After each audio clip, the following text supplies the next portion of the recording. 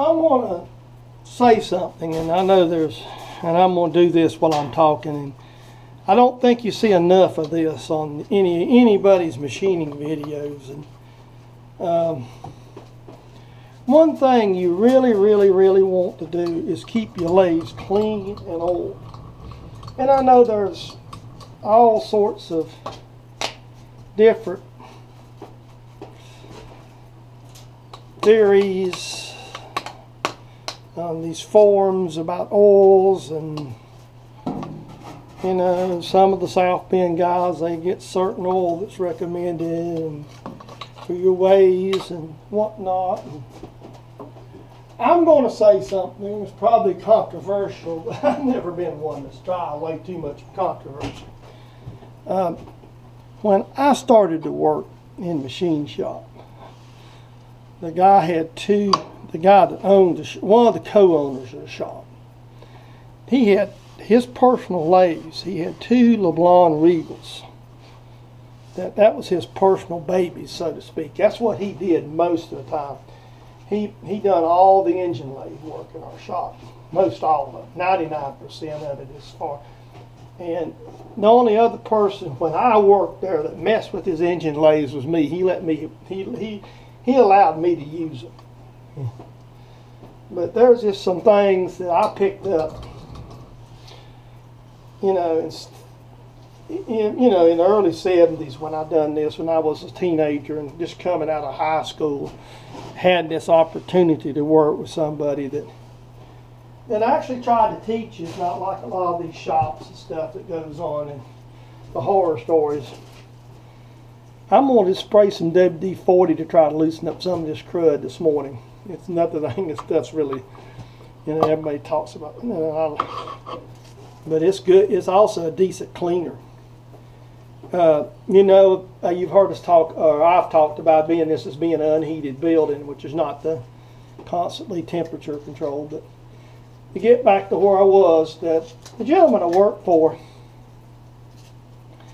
there's just things you didn't do, and one of them was you didn't lay a chuck on your tools on your ways. If you did, you could. He let you. But if you did, you had to lay them down very gently, not this door. And he actually kept boards. You know, his lathes was fairly long. Obviously, I think it was 4, 5 or 6, maybe 8, maybe 10 footers. It was fairly long lathes. My memory escapes me now.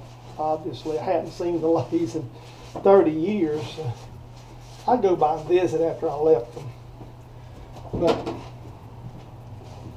But the gist of what I'm going to go through here, and you know, like I said, I'm not trying to clean them perfectly.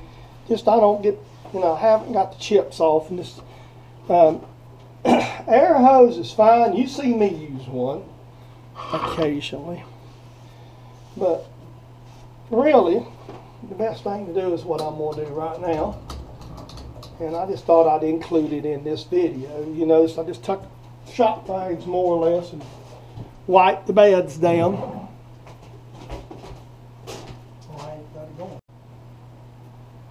I'm sorry, I didn't see the film camera flashing. You notice I just wiped the waves down good. And this, what you see me squirting on these lathe ways, isn't no secret mobile mat super secret whey oil. Just plain old non-detergent. You get it to any dollar store, parts house, or wherever. That really, or barring some people, you know, even chain oil or chainsaw fine. This is something that's just slick. Oh, yeah, actually, I put a little bit of mine, personal, what I'm using, I actually put just a bit of, I put a bit of something like an STP or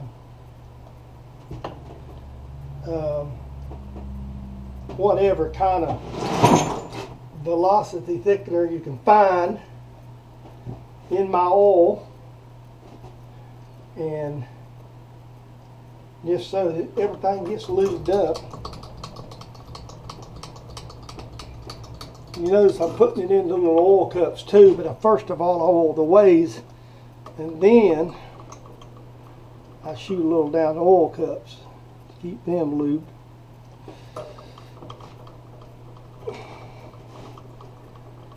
I mean, you just little things like this is just things you really need to do.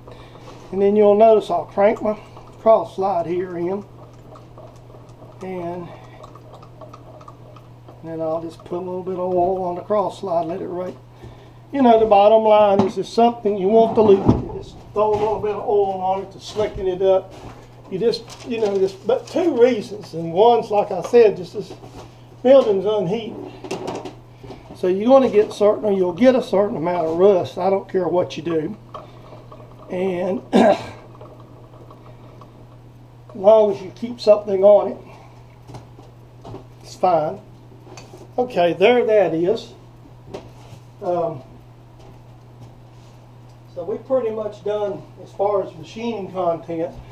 I'll get back here with you in just a second on something. So I'm going to do a closing for you today, and we'll get it.